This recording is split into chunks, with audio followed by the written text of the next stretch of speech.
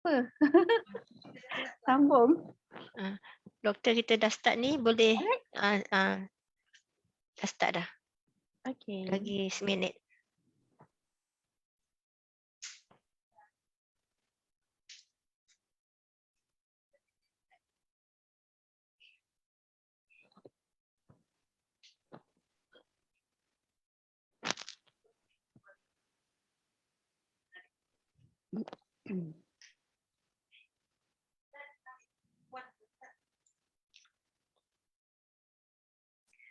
Indah berbalam si awan petang, berarak di celah pepohon ara. Pemanis kata, selamat datang, awal bismillah, pembuka bicara. Assalamualaikum warahmatullahi wabarakatuh dan salam sejahtera. Apa khabar penonton di luar sana? Sudah bersedia? Bertemu kembali kita bersiaran. Walaupun kita berada dalam endemik, namun perancangan program yang telah diatur tetap diteruskan secara maya melalui Zoom meeting dan secara live menerusi Facebook Museum Tekstil Negara Rasmi Kuala Lumpur dan Instagram Museum Tekstil Negara. Baiklah, saya Rusidah binti Abdullah selaku moderator bagi program Bicara at Museum, anjuran Museum Tekstil Negara untuk musim yang ketiga. Dimohon sekiranya terdapat sebarang pertanyaan, boleh diajukan menerusi ruangan chat melalui Zoom meeting dan ruangan komen di Facebook dan IG Museum Tekstil Negara yang akan menjawab selepas sesi perkongsian oleh panel penceramah. Agaknya tuan-puan sedang menunggu, tak sabar dan tak tahu siapa penceramah kita pada kali ini. Untuk tidak melengahkan masa, saya memperkenalkan panel kita yang tidak asing lagi untuk berbicara dengan tajuk Persona Seni Pertukangan Barang Kemas. Beliau yang dimaksudkan adalah Yang Berusaha Dr. Hema Zulaika binti Hashim, merupakan pensyarah kanan Kolej Pengajian Seni Kreatif Jabatan Seni Logam Universiti Teknologi MARA UiTM Shah Alam Selangor.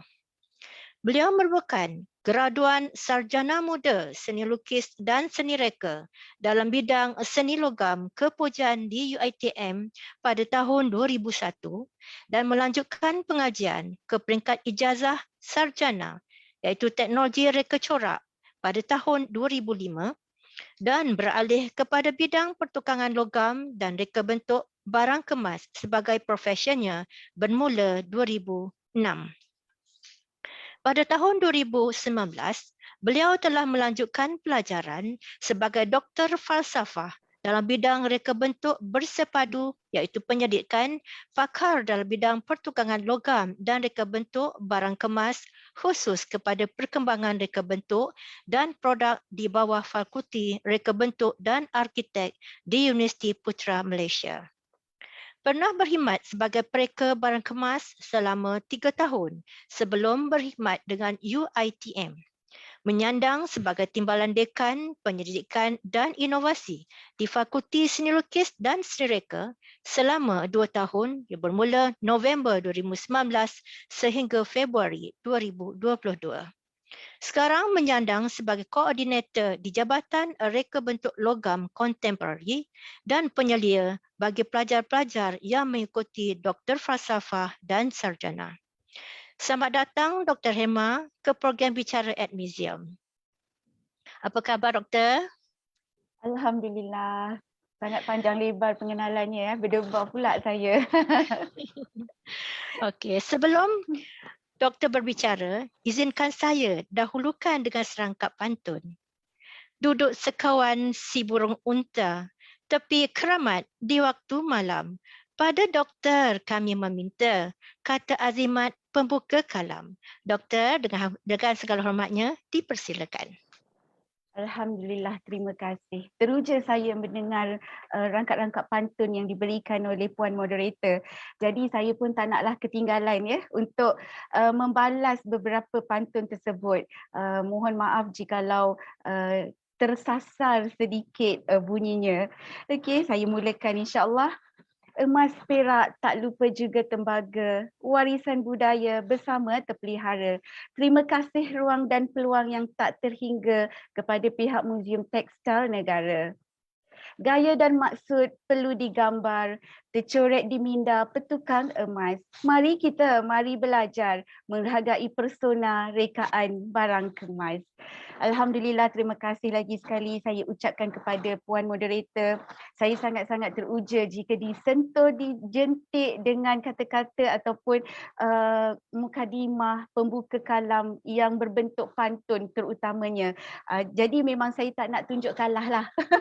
Okey, dibalas juga dengan pantun walaupun mungkin terlari sedikit, dah lama tak berpantun sebenarnya. Dan terima kasih juga yang tak terhingga kepada pihak Muzium Tekstil Negara.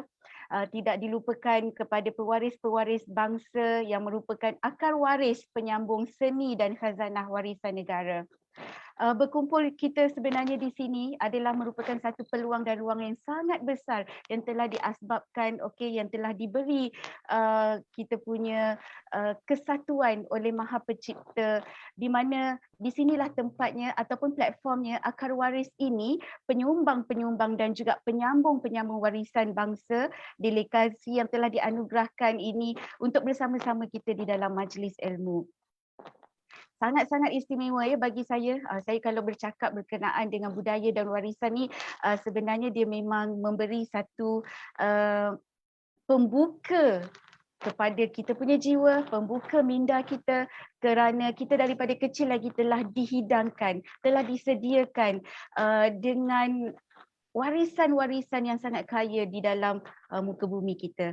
Jadi perkongsian ini merupakan satu platform yang sangat baik, yang sangat bagus untuk kita sama-sama memperjuangkan ilmu dan warisan supaya ianya tak lapuk di era teknologi ini, di mana kaedah tradisional masih perlu juga selari dengan pembangunan teknologi. InsyaAllah. Saya sangat-sangat percayalah dengan kata bidalan, apa yang kita semai, itulah yang kita akan tuai.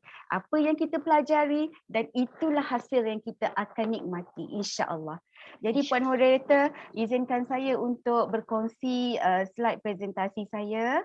Jadi bolehlah sama-sama untuk kita belajar, untuk kita berkongsi. Mungkin adanya ini adalah salah satu ilmu baru bagi pewaris-pewaris bangsa, walaupun kita sudah bertahun lama sebenarnya berdekad hidup dengan warisan bangsa ini, tetapi tidak salah kiranya untuk kita memperbaharui ilmu-ilmu tersebut.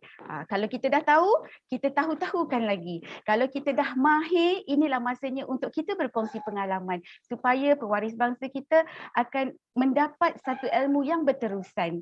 Right, so bismillahirrahmanirrahim. Saya kongsikan slide saya, insyaAllah. So harapnya dah tertera di slide, insyaAllah. Okey.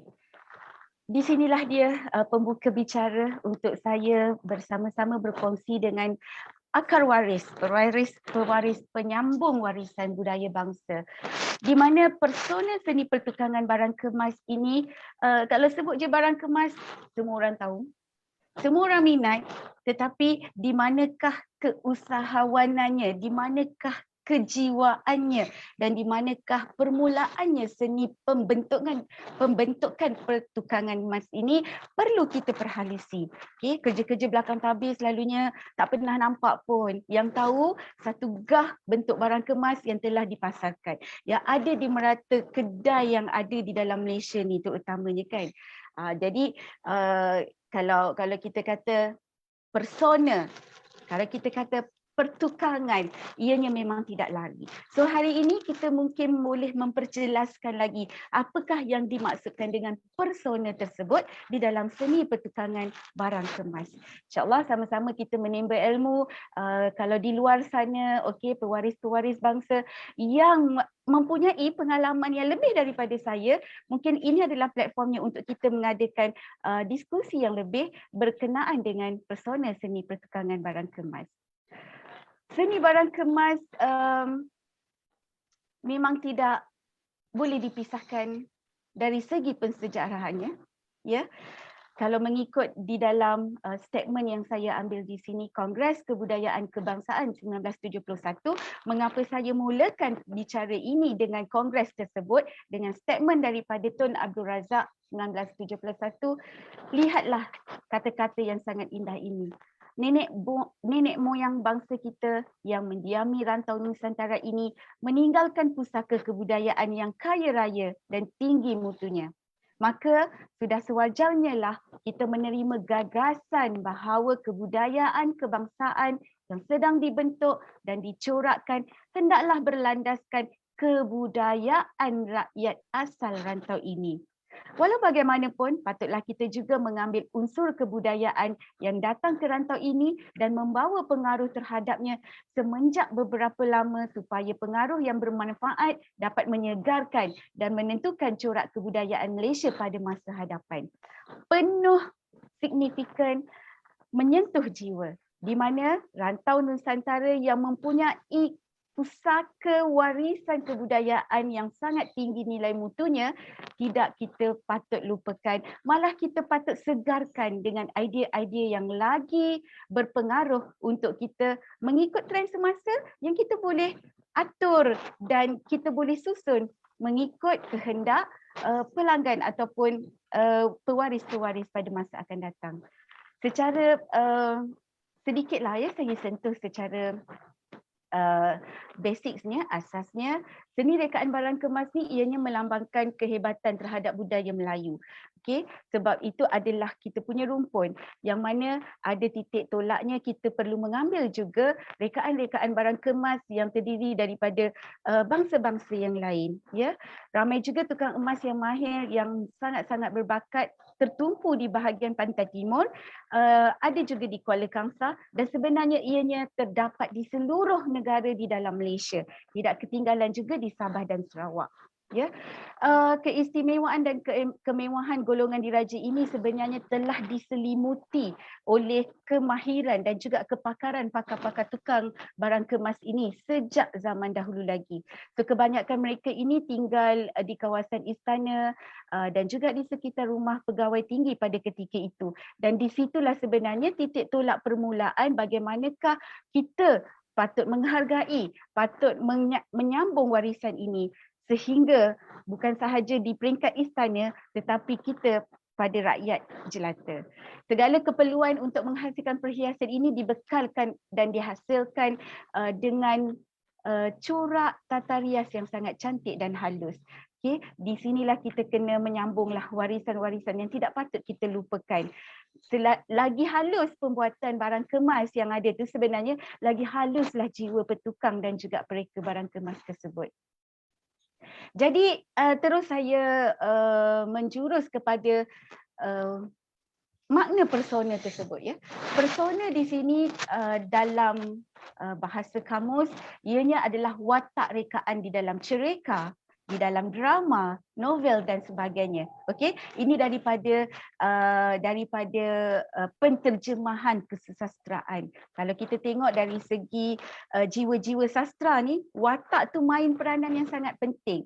Jadi watak di dalam rekaan barang kemas ni di manakah dan siapakah? So kita akan pergi lagi selepas ini, kita akan tengok watak siapa, watak apa yang perlu dititik beratkan di dalam rekaan barang kemas sejurus untuk kita meletakkan tanda aras kepada petukang-petukang barang kemas yang ada di Malaysia. Jadi dalam kata lain, dalam kata psikologinya, persona ini adalah watak atau sifat seseorang seperti yang ditampilkan kepada orang lain, okay? Seperti apa yang kita nampak, dan itu adalah watak yang dilalui dan diperlakukan oleh seseorang. Ianya juga berkait rapat di dalam pembentukan rekaan barang kemas. Ianya juga berkait rapat kepada jiwa seorang petukang barang kemas. Okay. Tetapi di dalam perbincangan kita pada hari ini, persona rekaan barangan kemas ini diolah ataupun diterjemahkan kepada setiap satu bait persona itu sendiri. Contohnya, saya akan huraikan di dalam slide-slide saya yang selanjutnya.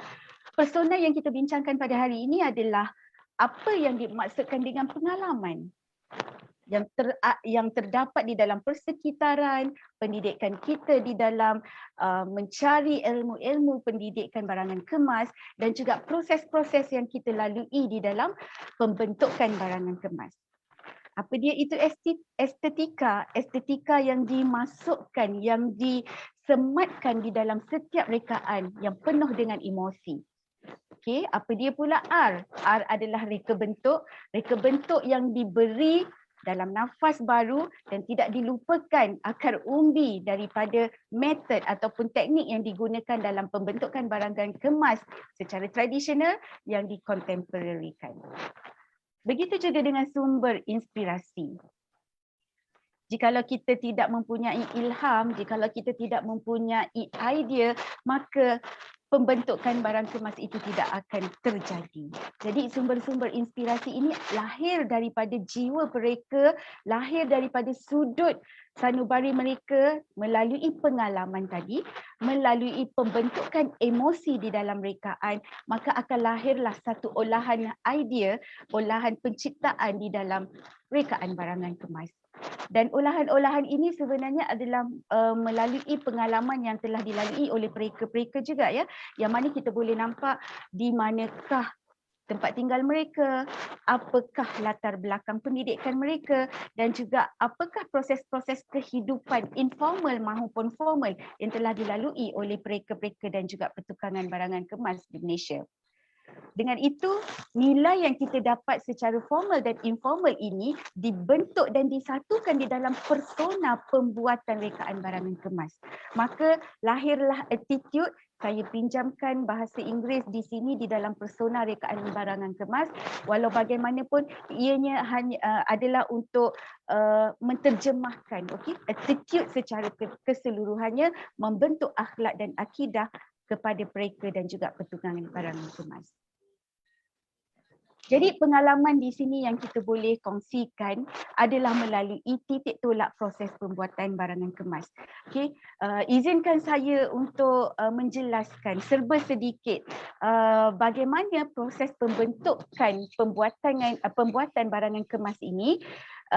Selalu kita nampak dekat kedai-kedai, kita dah tengok, kita tak tahu pun penghasilan tu sebenarnya macam mana. Tetapi akhirnya kita melihat ianya adalah sebentuk cincin, sebentuk bangle ataupun gelang tangan, rantai tangan. Tetapi kita kena ada pengetahuan di sebalik rekaan-rekaan yang kita tengok cantik dan gah itu ya. Right? Pembuatan barangan kemas ini perlulah dibentuk dengan bahan, okay. Of course bahannya adalah emas. Walaupun dekat situ banyak sangat jenis-jenis emas, walaupun dekat situ banyak sangat material yang berbeza, kita sebagai pengguna sepatutnya cakna bahan-bahan yang digunakan itu adalah daripada emas. Dan emas ni sebenarnya dia banyak kategori. Dia ada 916, dia ada 750, dia ada 835, dia ada swasta 9K 385 ya. Jadi dekat situ kita kena tengoklah, tips dia senang je.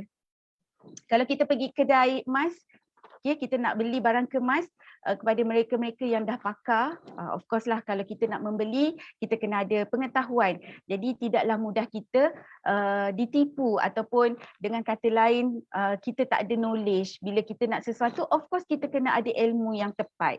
Jadi kita kena membuat sedikit homework lah. Ya. Apa dia 916 itu? Okay, sangat-sangat viral dekat kedai-kedai emas yang masa PKP ni saya tengok kedai emas banyak dan laku. Okay, kalau kita tengok beratur ni, orang-orang dekat luar yang tak sabar nak masuk, tunggu turn. Nak pergi tengok supaya barang-barang kemas yang ada di kedai, di butik emas tu tidak habis. Okay, dia secara bijaknya pekedai-pekedai ni pun dia tahulah apa trend semasa. Okay? Kalau saya sebutkan pulut dakap, of course, Puan Rosidah pun cuba tengok tu. Berdakap-dakap di lengannya. Kan? Rantai tangan koko. Lagi apa? Apa ya? Yang sangat-sangat viral, saya ni dapat ingat Pulut Dakap je. Sebab waktu tu kalau tak silap saya nak raya, okey. Jadi penggunaan nama-nama barangan kemas ni juga dia terus masukkan dengan sesuatu occasion itu, okey, sesuatu festival itu. Mentang-mentanglah nak raya, keluarlah ketupat palas, okey, ada bunga raya, lagi apa? Banyak sangat barang kemas yang sangat viral. Itulah sebabnya kita kena tahu juga nak pergi dapatkan barang kemas yang viral, kita kena tahu apa konten emas di dalam barang kemas tersebut. Okay? Contoh tips yang paling pertama, kalau kita tengok dekat situ, dia tulis ada COP 916. So bermaksud barangan kemas tersebut adalah diperbuat daripada 91.6 nilai emas, kandungan emas di dalam barang kemas tersebut. Dan selebihnya adalah alloy. Okay. Alloy itu adalah kenapa perlu adanya logam-logam lain untuk kita masukkan di dalam emas 916 ini, kerana adalah untuk menjaga ketahanan dan juga kelasakan barang kemas tersebut. Kalau kita pakai pure emas 100%, 99.9% emas, berkemungkinan barang kemas yang kita pakai ni dia akan memeri. Okay, tu yang kadang-kadang kita perasan, walaupun 916 kalau kita perasan, kita pakai, dulu masa beli okey je, ngam-ngam je dekat tangan kita kan. Tapi bila dah setahun pakai, dah 2 tahun pakai, tiba-tiba gelang yang kita pakai tu ataupun rantai tangan yang kita pakai tu dia nampak macam agak loose, agak longgar. Itu adalah sebenarnya pemerian ataupun pembentukan. That's why kita tak bolehlah pakai barangan kemas yang daripada 999. Selalu 999 ni kita nampak ianya dalam bentuk wafer. Ianya dalam bentuk gold bar, kan? Untuk kita jadikan koleksi yang berbeza. Koleksi yang boleh pakailah barang kemas. Koleksi untuk kita membuat sebagai satu aset pelaburan, kita kumpullah gold bar tadi. Okey, gold bar tu sebab dia punya purity 999. Jadi kalau kita pakai, ianya selalu akan merumitkan jugalah. Ataupun kita nak pakai barangan kemas tersebut, mungkin dalam 6 bulan lagi kita nak pergi cari produk-produk yang viral lagi. Itu tak menjadi masalah. Itu adalah mengikut kehendak masing-masing. Tapi yang selalu kita tengok barangan kemas yang tak ada tatahan batu permata, yang tak ada setting batu permata, memang selalunya kedai akan jual 916. Okay. Kalau yang ada tatahan batu permata, selalunya kita akan buat atau bentuk barang kemas tersebut menggunakan emas 750 ataupun 18K. Ini banyak kita dapat corak-corak ataupun rekaan-rekaan yang Italian punya design. Okay. Kenapa 750? Kenapa batu permata? Sebab bila 750, nilai kandungan peratus emas di dalam barang kemas tersebut adalah sebanyak 75%, dan 25% lagi adalah bahan alloy yang untuk menguatkan, untuk memegang tatahan batu permata. Itu secara asas dan dasarnya lah untuk pengetahuan kita. So that's why bila kita tengok contoh kita punya pekedai-pekedai barang kemas terbesar dan tersohor di Malaysia kan, kalau boleh saya nyatakan nama-nama butik tersebut, mereka memang menggunakan contoh macam Wacan, Tome. Kalau kita semua pergi tengok dekat sana yang ada batu permata, you tengok chop dia dekat situ 750 ataupun 18K. Dia convertkan 18 karat. Itu adalah nilai ketulinan emas, the purity of gold yang ada di dalam barang kemas tersebut. Kalau kita pergi pula Habib, kebetulan hari ini pelajar-pelajar saya pun ada interview session dengan pihak Habib. Saya panggilkan juga nama Habib Group, di mana banyak barang-barang kemas mereka, right, designer-designernya ataupun pereka-perekanya adalah hasil akar waris daripada Universiti Teknologi Mara sendiri, dan mereka memang tahulah sebab dah ada knowledge yang mana kalau nak membuat rekaan barangan kemas yang ada tatahan batu permata, maka nilai barang nilai emas yang perlu kita guna adalah 18K dan ke atas. Okey, ada pula yang tanya saya, macam mana pula dengan swasta? Swasta tu kita kena tahu sebenarnya swasta hanya ada 9 karat ataupun 375 sahaja, 37.5% nilai emas. Okey, 60% yang lain adalah nilai logam-logam lain. So apakah dia logam-logam lain ataupun kita panggil alloy ni tadi? Ianya adalah seperti silver, ataupun tembaga merah dan juga tembaga kuning. So, tembaga dan silver ini tadi, perak ini tadi adalah bahan lain untuk mengukuhkan lagi kedudukan ataupun pembentukan barang kemas tersebut. Okay, jadi dalam setiap nilai emas yang kita dah tahu tadi tu, of course ianya akan memberi satu nilai mata wang yang berbeza. Ya, kalau kita beli 916 dia tak sama dengan 18K 750. Okey, mungkin ada persoalan juga dari segi perkiraan. Nanti ada juga yang mungkin nak bertanya, kenapa 916 nilainya adalah 91.6% emas? Nilai 750 75% emas, tapi kenapa kadang-kadang nilai emas 75% itu lagi mahal daripada 916? Okey, kalau nak tahu mungkin saya kena buat lagi another session perkongsian kot. Tapi insyaAllah kalau ada lepas ni soalan, saya akan mungkin jelaskan untuk kita punya objektif discussion kita ataupun perkongsian maklumat kita pada hari ini. Saya teruskan dulu dengan slide saya yang ada. Kalau ada masa yang mengizinkan sebentar lagi, mungkin saya akan boleh terangkanlah sedikit ya. Right, izinkan saya Puan Rosidah. Mungkin kalau saya buat perkongsian ni dia memang sangat excited. Dia macam-macam akan ada berpanjangan sebenarnya. So izinkan saya untuk go through dulu slide saya pada hari ini ya. Okey, ini adalah proses pembuatan rekaan barangan kemas. Jangan ada pula yang tanya, saya nak beli emas tapi tak nak ada upah. Kalaulah semua pewaris-pewaris, akar waris semua melihat kepada kejiwaan petukang-petukang ini, tengok tak sanggup ke ataupun berbaloi ke, tak berbaloi ke untuk kita memikirkan berapakah upah yang sesuai untuk mereka. Okey. Jadi bila ada jugalah yang bertanya dengan saya melalui proses pembuatan barang kemas ni, proses ni adalah banyak dia punya stage, banyak dia punya cara. Bila ada yang datang, tak apalah, upah bagi diskaun. Aduh, rasa macam kita kena ada rasa simpatilah juga dengan petukang-petukang, pereka-pereka yang sebenarnya mengeluarkan ilham yang kita sebenarnya tak boleh pun nak letak subjektifnya berapakah nilai upah mereka.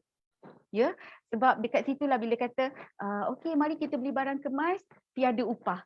Mungkin ada signifikan yang berbeza ataupun mungkin ada marketing yang ada cara yang lain. Okey, setiap pekedai, setiap petukang mempunyai marketing yang berbeza.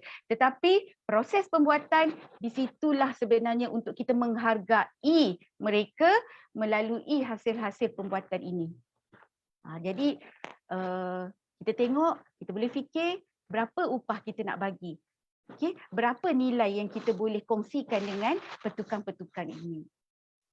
Ya, gambar-gambar ni saya ambil daripada hasil kajian tesis Hazlina Hanafi.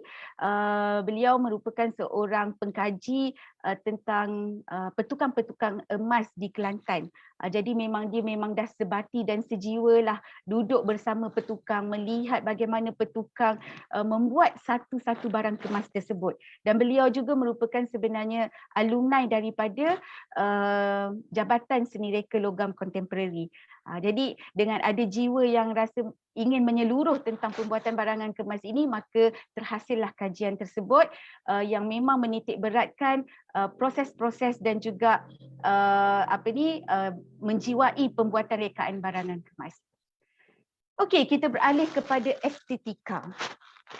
Estetika yang kita lihat di sini adalah estetika ataupun keindahan ataupun keunikan yang kita boleh perolehi daripada terhasilnya rekaan-rekaan tersebut. So kita lihat di sini kehalusan kerja seni pertukangan barangan kemas ini.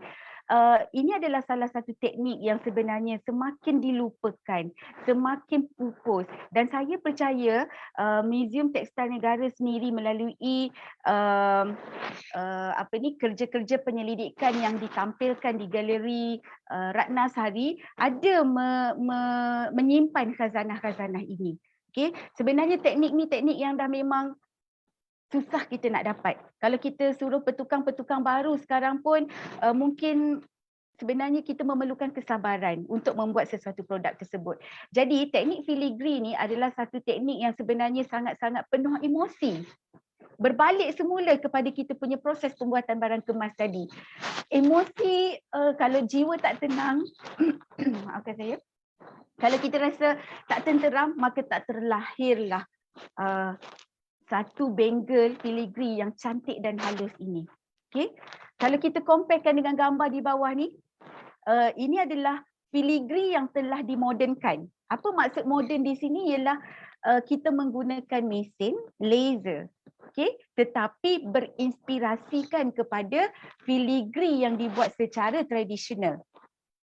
Ini kalau siapa-siapa kat luar sana yang rasa macam nak belajar, andalah pewaris bangsa yang rasanya akan meneruskan delegasi atau meneruskan empayar-empayar filigree ni, melah datang dekat tempat workshop kami, belajarlah macam mana nak buat filigree. Barulah kita tahu sebenarnya betapa asyiknya untuk mempelajari teknik tersebut. Tetapi bila kita kena selari ataupun bertetapan dengan teknologi terkini, maka lahirlah juga rekaan barang kemas tetapi berinspirasikan filigree. Ini yang kita nampaklah. Selalunya yang sangat-sangat viral kan, dia hanya fokuskan kepada bahagian tengah saja.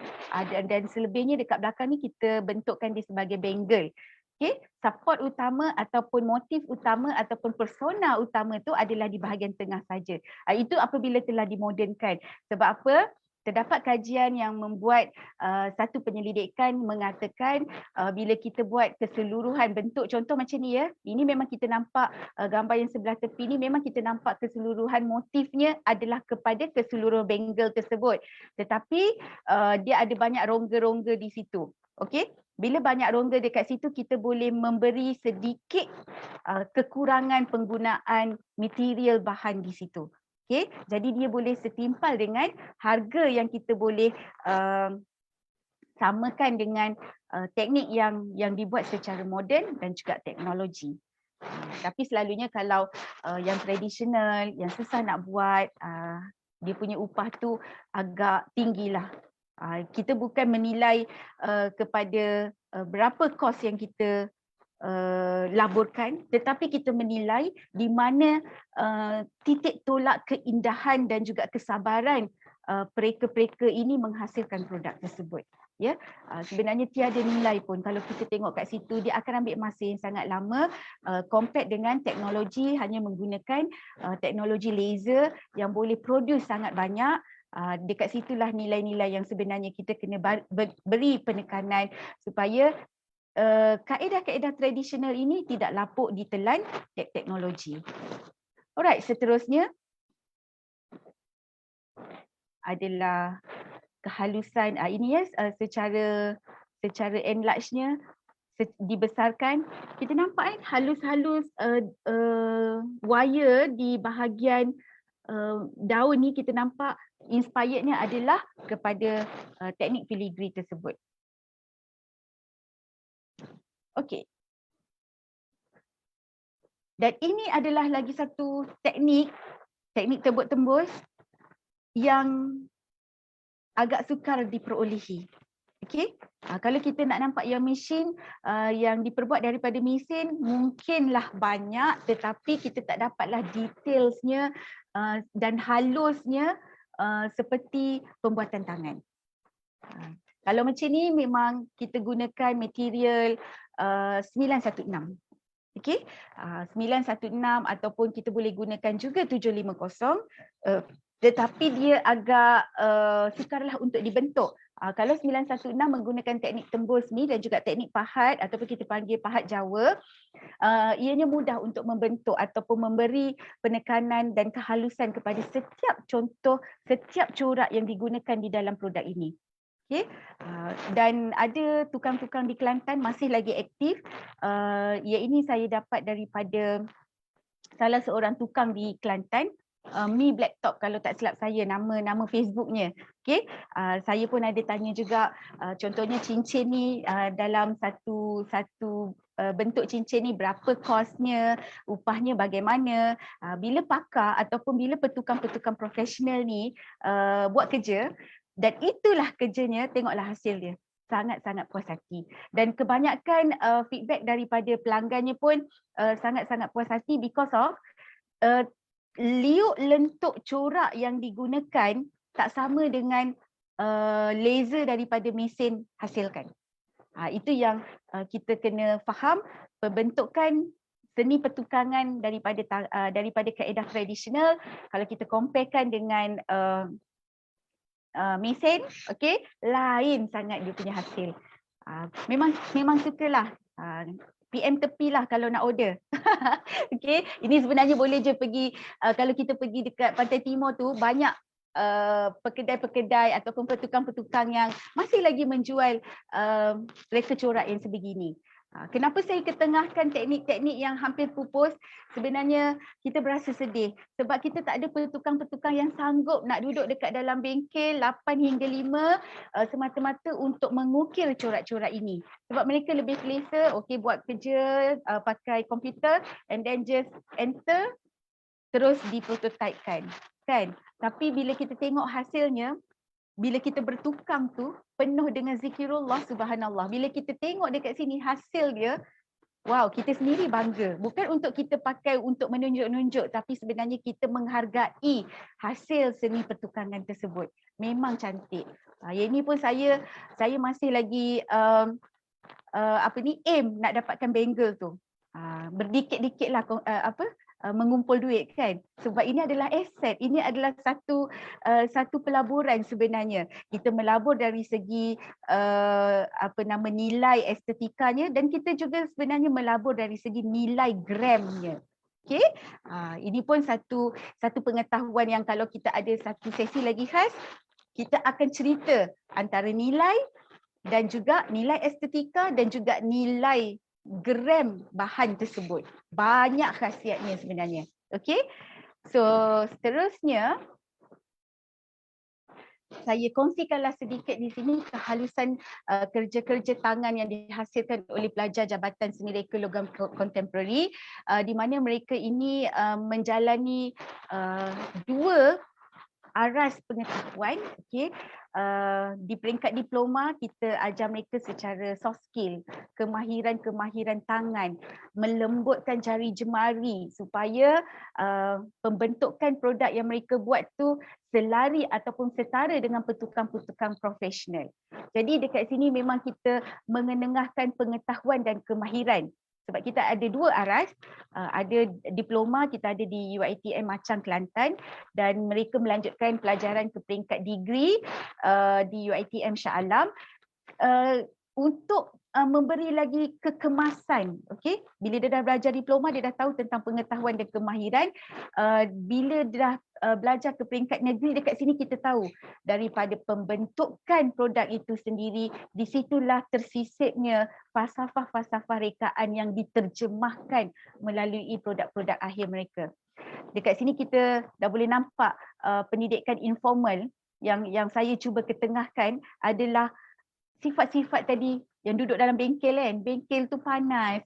Bila kita duduk, kita kena ada kesabaran. Jadi proses-proses informal itu sebenarnya telah membentuk jiwa-jiwa akar waris ini supaya ianya diketengahkan dan dikongsikan dengan masyarakat yang ada di luar. Okay. Sebab apa yang kita nampak sebenarnya sebentuk barang kemas yang sangat cantik dan harganya pun memang harga yang tip top. Okay. Ataupun kita boleh kata mahalnya. Ya, betul, harganya mahal setimpal dengan pembuatannya. Kita jangan sangkal itu ya. Sebab di situlah lahirnya satu idea yang sebenarnya tak ada pun daripada tempat-tempat lain. Kalau kita membuat ataupun menempah khas barang-barang kemas ini, hanya kita sahaja yang ada produk tersebut. Orang lain tak ada.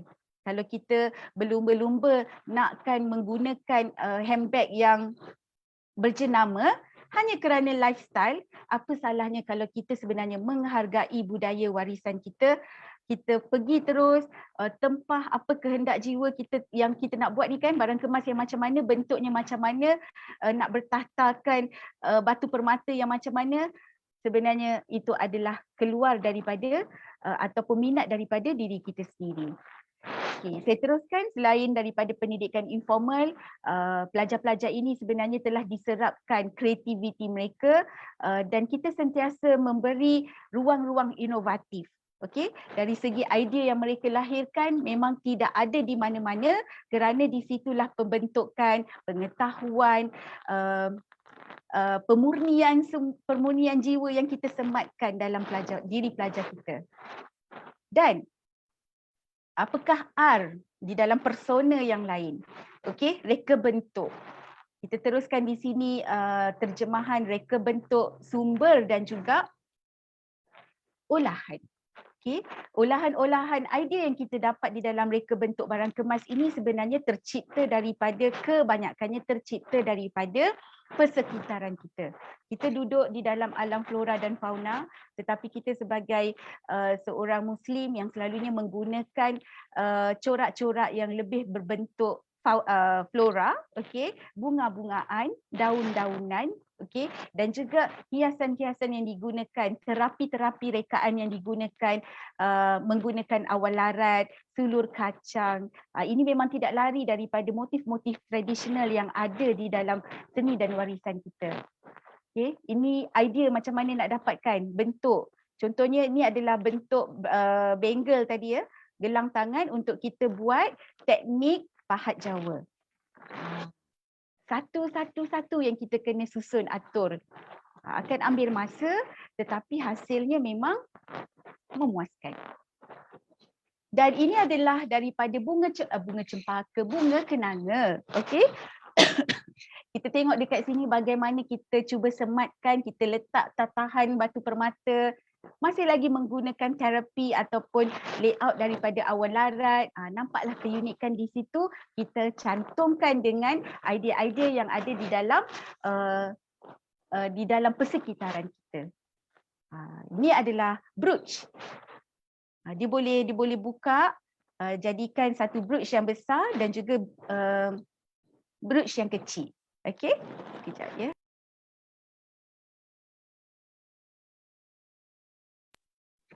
Okey, seterusnya. Olahan dan rekaan yang kita dapati daripada motif-motif fauna. Okey, lahirlah sangat cantik daripada mereka ni ya, daripada Hazlinas. Dia olahkan rama-rama ni tadi, such a nice butterfly, kepada kerongsang tiga beradik. Ini kita kena buat lawatan khas lah ke Galeri Ratnasari. Apa dia kerongsang tiga beradik? Apa dia pending? Apa dia caping? Memang teknik-teknik ataupun produk-produk tradisional ni sepatutnya kita kena beri nafas baru. Jadi ini antara salah satulah dikontemporarikan. Kita menggunakan kerongsang tiga beradik, boleh juga diberi idea untuk ada tatahan intan dan berlian dekat situ. Mungkin juga kita boleh letak teknik-teknik filigree ataupun kita boleh olah lagi dia menjadi sematkan dengan teknik-teknik sulur kacang, awal larat, pahat Jawa dan sebagainya. Maka lengkaplah dekat situ jiwa-jiwa yang tradisional tetapi kita berikan nafas contemporary. Okay. Saya rasa one day lah kita kena ada short trip, ya Puan Rosidah, untuk kita walk around dekat ni Galeri Ratnasari tu. Saya tengok dekat situ, itu sangat satu platform yang sangat seronok sebenarnya bila berada dekat situ. Kita nampak berbeza antara produk-produk yang ada dekat kedai emas dengan produk-produk sebenarnya yang patut kita jaga, patut kita sambung dan teruskan. Macam tu. InsyaAllah. InsyaAllah. Okay. And di dalam persona yang lain ialah nilai yang kita dapat secara formal dan kita dapat secara informal, secara rasmi dan secara tidak formal. Maka dalam pembentukan setiap rekaan, okay, sebelum kita nak buat produk tu, sebelum kita nak buat barang kemas tersebut, kita kena ada nilai-nilai yang kita perlu titik beratkan di dalam jiwa mereka itu sendiri. Right? Apakah yang ada di situ? Nilai akidah. Di mana kita ada disiplin, di mana kita sematkan doa sebelum kita memulakan sesuatu pergerakan pembentukan rekaan. Okay, di situlah sebenarnya menjamin hasil yang sangat berkualiti, yang sebenarnya produk itu berbicara. Dia tak perlu pun mereka duduk dekat sebelah untuk menterjemahkan apakah produk yang dihasilkan, kerana produk itu sendiri yang menterjemahkan inspirasi-inspirasi yang ada di dalam jiwa mereka. Okay? Kalau kita cuba huraikan apa yang nilai-nilai yang ada di dalam persona ini, walaupun ianya lahir secara formal dan juga informal, ianya terbentuk melalui 3 nilai. Apakah dia? Ianya adalah nilai akidah, nilai akhlak dan juga nilai kreativiti. Kita tak lupa ya, setiap rukun yang kita pelajari dalam rukun Islam itu sendiri sebenarnya telah membentuk jiwa kita sebagai seorang pereka sentiasa berdisiplin dan mentaati. Sebab kita tahu siapa diri kita tahu apa kita nak buat, kita tahu apa yang kita nak lahirkan, maka ianya akan membentuk rekaan-rekaan yang akan menjadi sumber inspirasi kepada pereka-pereka yang lain juga. Begitu juga dengan nilai akhlak. Akhlak-akhlak yang bagaimana yang perlu disematkan di dalam diri mereka ini. Okey. Semasa kita buat design tu, kita dah tahu dah kita nak gunakan batu permata ataupun kita nak pakai semuanya bahan 916. Okey, ataupun emas 22 karat.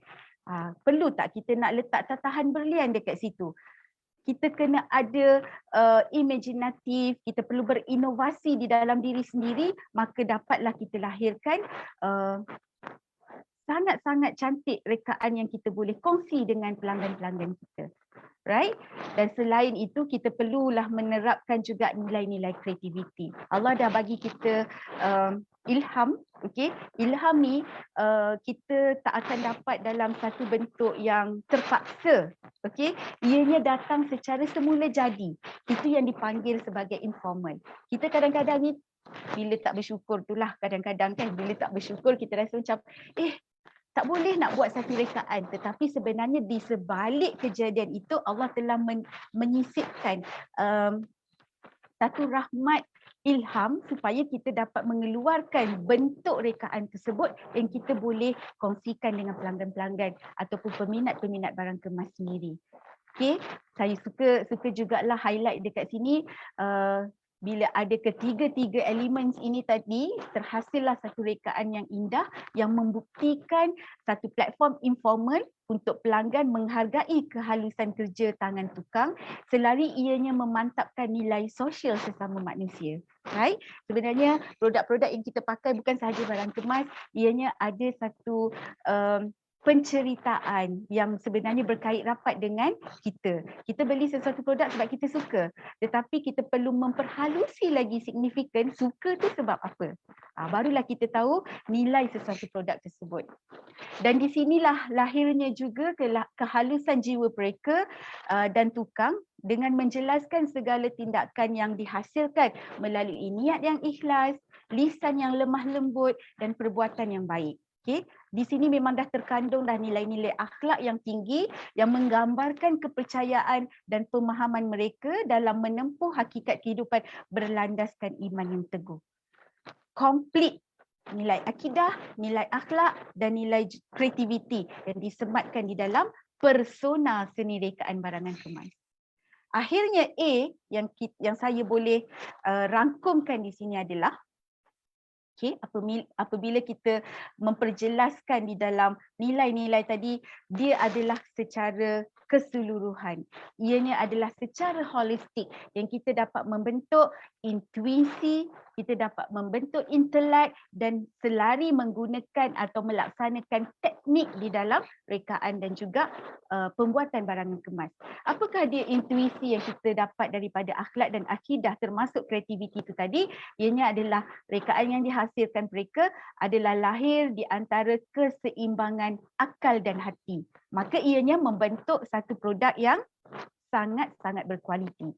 So idea-idea yang rasional menjadikan hasil rekaan sebagai penyelesaian kepada produk akhir yang akan dibuat. Kita dah nampak kehalusannya di situ, maka kita tahu siapa ataupun jiwa. Ini yang kita kata karakter tadi. Main karakter dia siapa dan apa yang cuba disampaikan. Alright? So, melihat kepada intelek, kemahiran tukang pula berfungsi menyambungkan daya rasional kepada intelek untuk merealisasikan produk dengan kemas dan berkualiti. Again, secara psikologinya, kita melihat di sini pereka dan juga petukang memainkan karakter yang penting untuk melahirkan produk yang berkualiti. Pemikiran yang disampaikan oleh pereka diaplikasikan kepada tukang agar setiap rekaan yang dicipta dapat dibentuk dengan hasil produk yang dapat dilihat dan disentuh. Okay? Yang kita dapat pegang dan yang kita dapat rasa. Di situlah nilai inteleknya dilahirkan. Dan seterusnya, teknik yang digunakan melalui kreativiti pereka dan juga petukang ini merupakan kesatuan dan hubungan pemikiran pereka dan tukang melalui solusi yang unik yang lahir dari intuisi dan intelek. Okay? Tidak ada intuisi maka tidak akan lahir satu kesatuan. Jadi intuisi dan intelek adalah membentuk satu teknik kesatuan pereka dan juga petukang untuk melahirkan satu kebijaksanaan kreativiti yang dapat diukur jelas dari hasil produk akhir yang dibuat, yang boleh dijual, yang boleh dikomersialkan, yang boleh dijadikan satu aset kepada peminat-peminat barang kemas. Persamaan rekaan yang diimajinasikan di atas kertas direalisasikan menggunakan teknik yang tertentu di dalam pembuatan barang kemas. Keyakinan diri dapat melahirkan sumber inspirasi dan peluang dalam menyelesaikan kehendak intuisi. Ianya sangat-sangat berkait rapat. Attitude, akhlak dan akidah ini sebenarnya membentuk siapakah diri mereka, membentuk karakter petukang itu sendiri, dan di dalam kita punya telenovela ini, di dalam drama kita pada hari ini, sebenarnya pelanggan-pelanggan ataupun peminat-peminat sendiri merupakan salah satu karakter yang penting di dalam pembentukan rekaan dan juga hasil daripada tukang barang kemas yang sangat-sangat yang unik ini. Wah, rupanya kita pun secara tak langsung ada main karakter juga ya. Sebab apa yang kita pilih adalah apa yang kita minat. Apa yang kita minat tu sebenarnya bila kita rasa satu nikmat syukur, kita sangat-sangat menghargai apa sahaja produk ataupun apa sahaja yang kita miliki, insya-Allah. Alright. Kita berubah sedikit daripada rekaan-rekaan yang berbentuk kepada tradisional tadi. Ini adalah ilham ataupun hasil daripada pembentukan rekaan contemporary. Kita tengok semula nilai-nilai persona yang ada, semuanya ada dekat dalam ni. Okay? Dengan menggambarkan teknik ukiran, dengan menggambarkan teknik olahan idea menggunakan alam semesta, disematkan menjadi satu produk yang sangat indah dan mewah. Sumber inspirasi ini sebenarnya memang lahir daripada sudut persekitaran kita. Dengan siapa kita bergaul, di mana kita tinggal, sebenarnya ianya akan melontarkan satu idea untuk dijadikan produk yang sangat-sangat unik. Mungkin kita melihat pokok bunga morning glory, okay, bunga kembang pagi, semua orang nampak ya, bila waktu pagi dia kembang indah, kembang cantik. Tetapi kalau kita terjemahkan dari segi rekaan, sudah tentu semua akan menghasilkan rekaan yang sangat berbeza. Itu uniknya Allah bagi ilham kepada kita semua, walaupun kita nampak ataupun kita lihat satu subjek yang sama, tetapi akhirnya ia akan menghasilkan idea-idea yang sangat-sangat berbeza. Ini sangat best. Kalau kita ada satu ruang masa, kita letak satu subjek matter dekat depan, kita ada kumpulkan 10 orang pereka, ya Allah ya Tuhan, kita akan dapat 10 rekaan yang sangat-sangat unik dan tak ada dalam dunia. Itu best. Itu memang satu kita panggil apa nama, terapi yang sebenarnya melahirkan kita punya rasa kenikmatan dan kesyukuran bila kita menghargai subjek-subjek yang kita lihat. Okey, saya kongsikan jugalah di sini adalah hasil karya pelajar akhir yang sekarang berlangsung di Padat, okey, Perbadanan Adat Melayu Museum Selangor. Ini adalah di sebelah kiri ni adalah rekaan yang dihasilkan. Mereka sendiri buat, okey, mereka sendiri tukang produk yang mereka cipta dan akhirnya inilah hasilnya. Kita nampaklah tak lari juga menggunakan motif flora. Sebab ini adalah dia punya persekitaran, okey, subjeknya dengan kelembutan dan jiwa floranya di situ, maka ianya lahirlah dalam bentuk kelembutan bunga-bunga yang disusun rapi dan cantik. Ini antara yang sedang berlangsung sekarang, pameran pelajar akhir di Padat, dan di sinilah sebenarnya akar waris penyambung budaya dan warisan. Malu sebenarnya saya nak tunjuk kerja-kerja belakang tabir. Tapi sebenarnya inilah dia kehidupan akar waris yang mana di situlah mereka mencari idea dan di situlah mereka berkongsi maklumat dan sebagainya. Okay? Kadang-kadang nampak macam berbincang, kadang-kadang nampak macam bergaduh. Tapi bila kata bincang elok-elok, tapi sebenarnya bila ada satu perdebatan idea tu, dia nampak lagi seronok. Oh, design ni tak boleh buat macam ni. Kita perlukan satu impact yang berbeza dari segi subjek matter yang ini. Kita bila kita tengok student-student kita macam ni sebenarnya bahagia. Sebab apa? Mereka menggunakan pengetahuan-pengetahuan yang ada. Tapi kita kontrol lah, bukanlah sampai bergaduh teruk kan. Cumanya bergaduh atas dasar untuk memperluaskan lagi idea-idea yang mereka ada dan mereka berkongsi bersama. Okey, ini adalah juga satu set barang kemas rantai tangan. Ini diperbuat daripada tembaga merah, copper. Sebab dekat UiTM kita menggunakan bahan tembaga, tetapi bila mereka dah keluar, mereka sendiri ada industri ataupun perniagaan sendiri, mereka menggunakan emas dan perak. Secara basicnya di situlah yang kita cuba ajar bagaimana untuk membentuk, bagaimana untuk membuat sesuatu rekaan tersebut. Dan saya kongsikan jugalah konsep designomik dan hijrah minda ini. Okay, sebenarnya ada juga rentetan daripada olahan-olahan ataupun description yang saya ceritakan mengenai material ataupun bahan yang digunakan, okay, 916 ke 750 ke. Ini adalah bagaimana untuk kita menyuntik jiwa kita untuk mempunyai rekaan-rekaan yang berbentuk ekonomi. Okey, apa yang kita amati, apa yang kita perhati, apa yang kita pelajari dari persekitaran akan membentuk faktor kognitif, iaitu ilmu pengetahuan dalam bidang pembuatan barang kemas. Okey, saya ni pun memang tak boleh nampak benda-benda yang saya rasa boleh diterjemahkan menjadi produk barang kemas. Ini kalau kita propose dengan, kita dah tahu siapakah karakter yang akan ada ataupun akan ambil design ni. Sebab di situlah sebenarnya pengetahuan itu berjalan selari dengan jiwa. Kita dah nampak buah ni sedap sebenarnya. Yang ini saya dapat masa tu, kalau tak silap saya ada conference di sebuah hotel.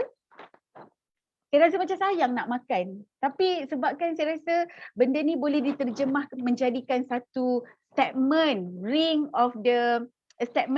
okey? Letak dekat situ, orang lain tak ada, saya je ada cincin ni. Berangan. Jiwa mereka memang macam tu. Bila dia berangan, dia bolehlah keluarkan idea-idea yang memang orang lain tak terfikir.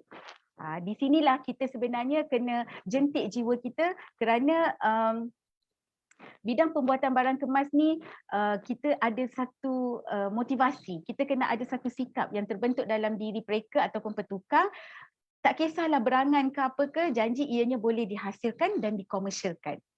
Okey, apa dia designomic ni? Designomic ni adalah dua perkataan yang digabungkan, perkataan design dan juga perkataan ekonomi.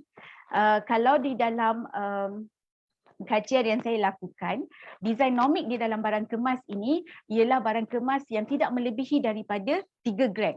Kerana masyarakat semua mampu milik emas 1 hingga 3 gram. InsyaAllah. Cuma kita kena ada kesedaran je. Macam mana agaknya kita nak buat satu penghijrahan supaya kita memiliki barang tersebut tetapi kita menghargai dari segi nilai estetikanya dan secara tak langsung kita menghargai nilai materialnya. Okey? Sebab emas ni tak pernah turun harga. Emas ni dia akan naik dan naik dan naik harganya. Selain kita mempunyai nilai estetika, tetapi kita secara tak langsung dah ada nilai gram emas tersebut. Okey, mungkin saya boleh panggil atau mungkin boleh berkongsi di sini. Membuat satu perubahan minda agak sukar jika kita tidak menjadikannya sebagai satu kebiasaan. Yelah, kita beli barang kemas bukan beli hari-hari, betul kan? Kita pergi kedai emas pun boleh kira purata dia. Satu tahun mungkin paling tinggi pun 5 kali pergi tapi 2 kali je beli. Contoh. Sebab kita pergi kedai emas tak pergi macam kita pergi kedai runcit. Jadi untuk kita membuat satu perubahan minda untuk memiliki 1 hingga 3 gram ni, sebenarnya kita kena adalah nilai-nilai yang tadi. Bagaimana ada nilai akidah dan akhlaknya. Kita doa lah, insyaAllah, ya Allah ya Tuhanku, permudahkanlah aku untuk dapat 1 gram bulan ni. Daripada doa tersebut perlu ada tindakan. Bukannya doa je tapi hanya berserah. Salah konsep juga dekat situ kan. Jadi untuk membuat perubahan minda ni sebenarnya datang daripada diri kita sendiri. Sekiranya kita memanjakan diri dengan terapi runcit. Saya gunakan perkataan terapi runcit dekat sini. Kita cuba jadikan kedai emas ni adalah kedai runcit kita. InsyaAllah. Berdebar dengar kan? Okey, kerana apa? Kerana kita nak memilih barangan kemas yang nilai gramnya rendah mengikut poket kita. Okey, secara peribadinya saya mengesyorkan agar kita menjadikannya ia budaya menyimpan. Okey, dan menambahkan barang kemas designomic ke dalam koleksi kita. Mungkin sebelum ni minat kita nak cari handbag-handbag yang ikut lifestyle kan. Tetapi boleh tak kita fikir untuk kita beli handbag tu mungkin harganya 3,000, automatically kita dah dapat 10 gram barang kemas. Kalau kita sanggup beli handbag, apakan lagi lah, kita cubalah bagi ruang. Inilah dia hijrah minda kita insya-Allah. Okey? Kalau selalu saya bagi talk, saya selalu suka jentik hati para suami di luar sana. Okay? Kalau dia sanggup beli flavor vapes tu, dikumpulkan dalam 1 bulan, agaknya kita boleh dapat 1 gram tak? Agaknya. Saya takut nak cakap nanti kena kecam. Kan? Sebab kalau kita berfikiran secara mungkin ini adalah masa untuk kita berhijrah minda kita. InsyaAllah. Sampai sekarang pun kalau suami saya pergi servis kereta, balik-balik dia kata, okeylah tadi 5 gram. Wah, dia dah try convert. Servis kereta nilai dia bersamaan dengan 5 gram. Kita memang dah terbiasa, kita dah tahu, 5 gram ya? Okey, insyaAllah. So next servis kita dah tahu dah berapa pula kita nak tabung. Okay, berapa pula kita nak simpan. InsyaAllah, kita cuba. Okay? So sedikit motivasilah untuk kita semua renungkan. InsyaAllah izinkan saya membaca sedikit motivasi ini. Yang ini memang saya selalu share. Bila saya bagi talk, saya selalu share. Sebab kalau tak ada kesedaran, memang kita sukar nak dapat kesedaran tersebut. Jadi kita kena cakap hari-hari. Ya? Emas ialah emas. Emas sentiasa mahal. Nak beli emas bila harga rendah. Tapi pernahkah kita beli ketika masa harganya rendah? Tepuk dada, tanya selera insyaAllah. Jikalau emas itu tetap mahal, di mana tindakan kita untuk memiliki emas? Kalau kita sendiri ego untuk memilikinya, kita kena fikir, kenapa ego? Sebab sentiasa berfikiran emas itu mahal. Ya, memang betul emas itu mahal. Lagi sekali saya tekankan, memang emas tak pernah turun harga. Tetapi ianya mudah untuk dimiliki. Bagaimana untuk kita miliki? Menabunglah 2 gram untuk sebulan. Kita terus target 2 gram, bukan 1 gram dah, 2 gram. InsyaAllah dalam setahun anda dah ada 24 gram. Ini adalah tindakan dan paksaan tanpa sedar kita. Kalau sebelum ni kita rasa nak beli baju yang berharga RM250, sebenarnya nilai RM250 itu dah sama nilainya dengan gold bar 1 gram. Biar orang tak nampak kita bermewah-mewahan, tetapi sebenarnya kita mempunyai akal bijak yang ada pelaburan, insya-Allah. Dan sekali lagi saya cuba simpulkan, kreativiti melambangkan pencapaian tamadun. Siapa penggerak tamadun? Kita sendiri. Okay. Kitalah bangsa itu yang dengan memudahkan kehidupan seharian melalui teknologi dan bijak akal kita yang mampu bersaing dengan dunia luar selain dapat menaik taraf ekonomi bangsa dan negara.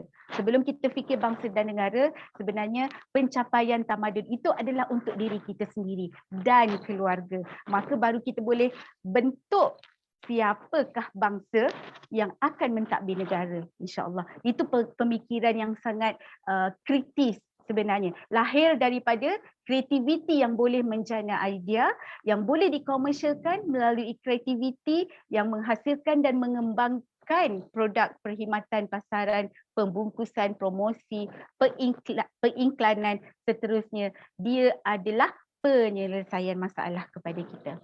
Okay.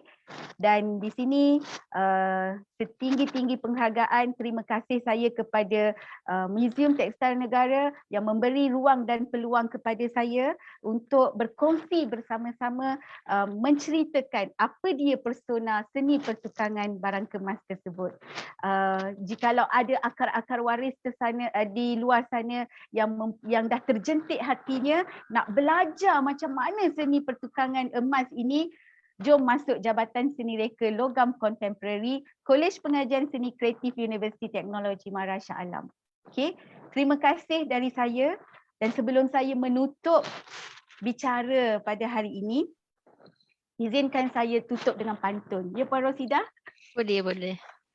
Kemahiran bakal dikongsi, dikembangkan melalui pengetahuan. Lahir rekaan berkualiti, ciri produk yang ada di pasaran. Rekaan berfalsafah identiti bangsa, pereka berpengalaman yang dimahukan pelanggan. Cukup sekian dari saya. Terima kasih atas perhatian. Sekian, wabillahi taufik wa hidayah. Assalamualaikum warahmatullahi wabarakatuh. Waalaikumsalam warahmatullahi wabarakatuh. Seronok dan terpegun betul saya mendengar doktor bercerita, berceloteh dan sebagainya. Tak maklumlah kan, barang kemas siapa yang tak nak, siapa tak nak tengok, siapa tak nak merasa, siapa tak nak pakai. Masing-masing mempunyai keinginan tersebut.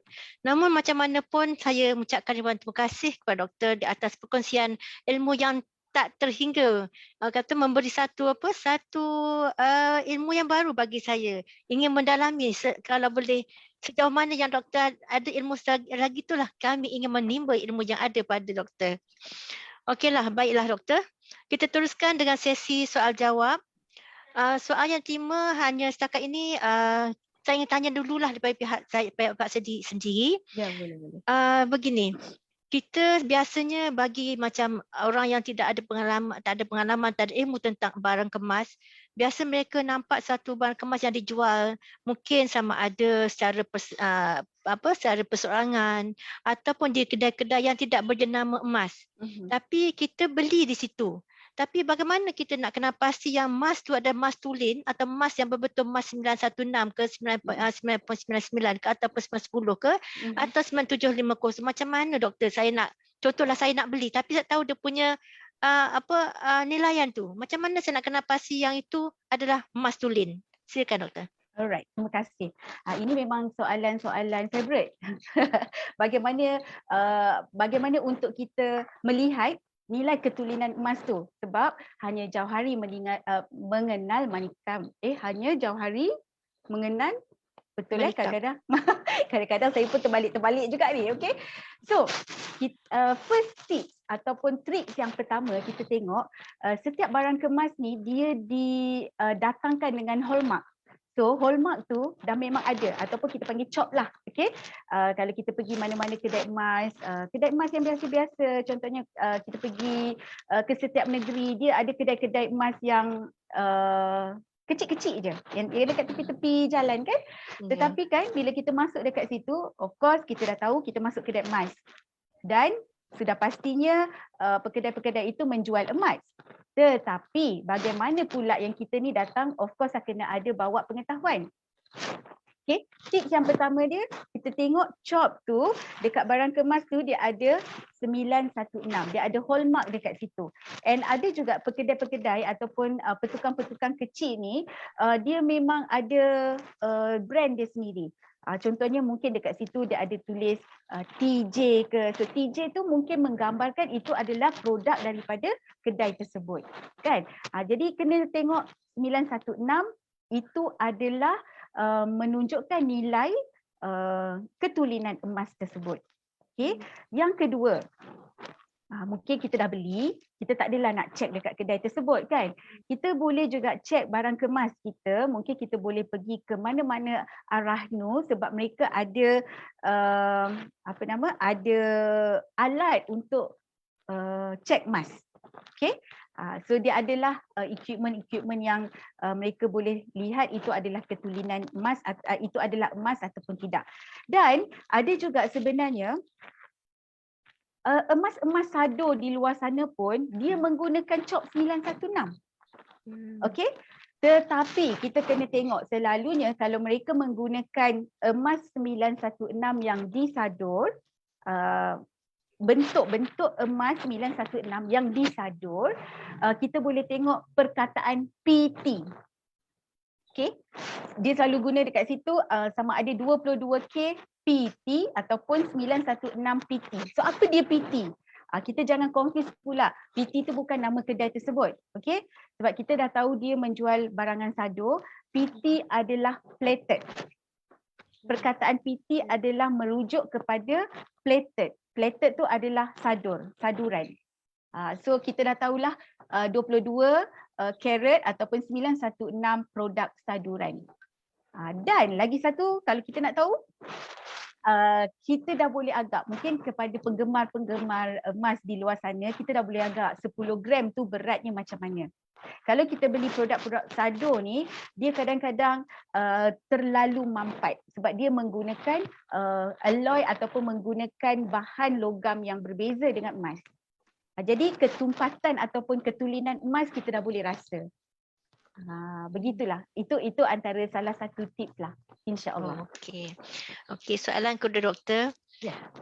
Biasanya kita nampak lah kan di mana-mana kedai-kedai biasalah yang menjual macam aksesoris kan. Kata ni aksesoris ni bersadut emas. Jadi contoh. Katalah jam lah. Jam pula jam tu ikutkan jam macam apa yang kita nampak jam biasa warna silver. Tapi ada juga benda emas. Kata ini jam bersadut emas. Jadi macam mana tahu sadut emas tu adalah betul-betul emas ataupun macam atau dia punya kandungannya adalah betul emas ataupun dia kata mungkin bahan-bahan lain tapi menyerupai warna emas. Silakan doktor. Okey. Ini soalan yang saya gunakan pengalaman saya lah ya. Sebab saya sendiri pun pernah bertanyakan kepada kawan-kawan lah sebenarnya.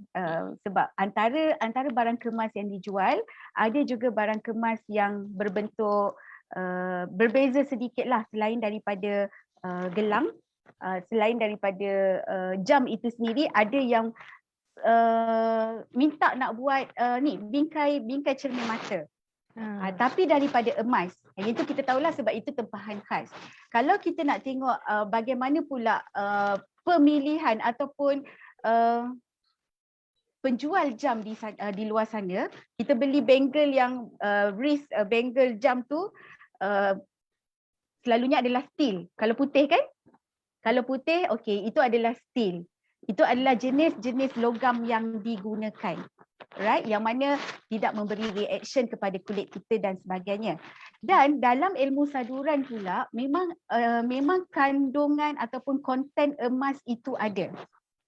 Okay. Contoh macam kalau kita tengok produk-produk saduran di luar sana, memang mereka menggunakan saduran itu sendiri adalah emas. Saduran sahaja, saduran yang hanya adalah 10 to 20% itu adalah menggunakan emas. Dan saduran itu akan habislah, akan pudar.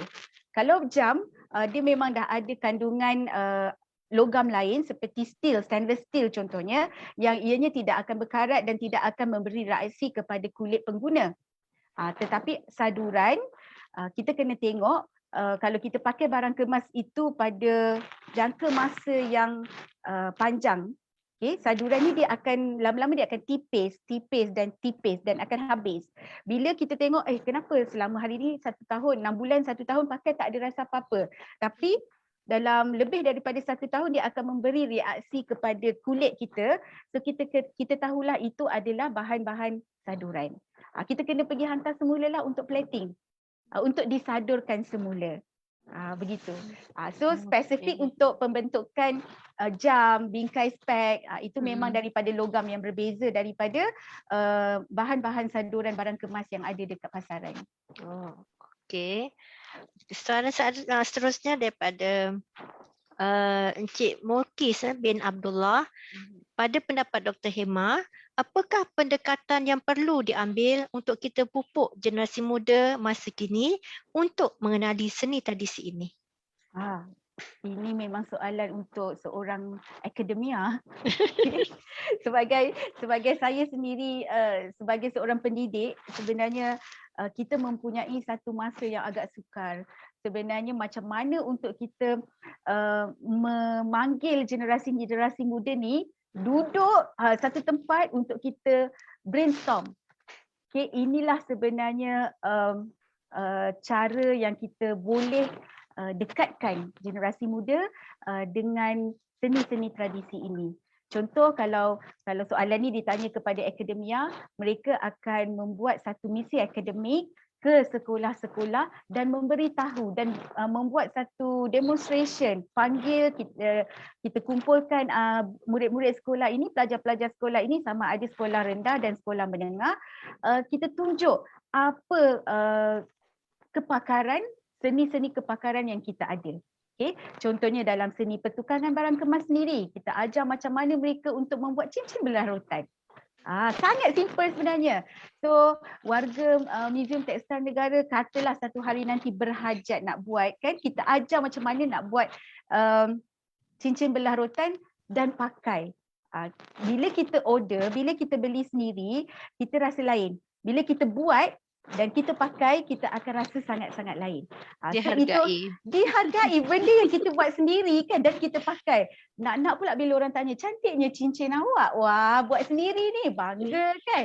Macam tu jugalah pendekatan kita dengan pelajar-pelajar sekolah ni, dan melalui misi akademik tersebut, kita memang dah allocate lah teknik-teknik apa yang kita cuba ajar mereka. Of course teknik-teknik yang paling mudah sebenarnya bagi mereka tahu, wujud sebenarnya di UiTM ada belajar buat barang kemas, di UiTM ada sebenarnya mengajar corak-corak, motif-motif Melayu tradisi untuk disematkan kepada produk-produk yang lain, kan. Bagi diorang membuka minda. Walaupun kita menghadapi satu situasi yang agak sukarlah pada PKP, kan, pada waktu-waktu PKP yang lepas, di mana pendekatan yang kita cuba sampaikan melalui online ni, dia kadang-kadang tak sampai. Dia memang kena hands on juga. Dia memang kena tunjuk skill juga. Orang kata kena turun padang lah. So, bila turun padang, bila kita berhadapan dengan mereka, bila kita cuba terjemahkan apa yang kita nak ajar mereka, iaitu rasanya lebih sampai. Itu antara salah satulah pendekatan yang kita ambil bersama-sama dengan pelajar sekolah rendah dan juga sekolah menengah melalui misi akademik yang kami jalankan. Okey, terima kasih banyak Doktor di atas perkongsian ilmu dan juga soalan-soalan yang telah diberikan tadi, juga jawapan yang sangat bernas Dan sekira memang padat jawapannya sebagaimana yang doktor sampaikan sebentar tadi. Kita dapat dirumuskan bahawa teknologi adalah penentu segalanya. Kalau dulu pandai emas dan perak berkhidmat untuk istana sahaja, namun kini tukang-tukang emas berada di mana-mana.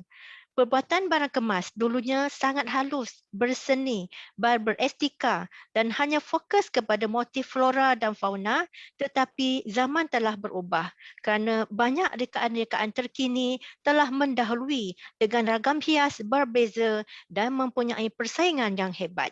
Namun, apakah peranan kita untuk mengangkat bagi memartabatkan reka bentuk emas yang terunggul dan tidak lupa bahan logam lain yang sama hebatnya sehingga dapat bersaing dengan yang lama sebagai khazanah warisan negara? Peranan muzium adalah penyelamat khazanah, iaitu logam halus, kerana di sinilah lahirnya destinasi terakhir yang boleh para penyelidik, pengusaha dan pencinta seni untuk membuat rujukan, mencari ilham dan membuat perbandingan bagi memperhebatkan lagi hasil produk pendua dan rekaan berinovasi baru tetapi masih mengekalkan teknik tradisional agar ianya kekal sepanjang zaman. Ucapan terima kasih sekali lagi kepada pembentang kerana sudi berkongsi ilmu dari pengalaman kepada kita semua. Terima kasih juga kepada para penonton yang masih setia bersama kami secara maya bagi program ini. Untuk mengetahui lebih lanjut mengenai program-program Muzium Tekstil Negara yang akan datang, penonton boleh melayari laman sesawang Jabatan Muzium Malaysia dan media sosial Facebook Muzium Tekstil Negara rasmi Kuala Lumpur dan juga Instagram Muzium Tekstil Negara. Sebelum melabuhkan tirai serangkap pantun dari saya. Melarik halus papan di Jawa, tersegam kukuh di gerbang batu, adat berjumpa, terpisah jua, moga ketemu di lain waktu. Teruskan kesetiaan anda dengan menonton program permuziuman yang kami bawakan. Akhir kata, kami tinggalkan anda. #kita jaga kita. #muzium kita, tamadun kita. Oleh itu, sekian dulu dari kami. Saya sudahi dengan wabillahi taufiq wal hidayah. Wassalamualaikum warahmatullahi wabarakatuh.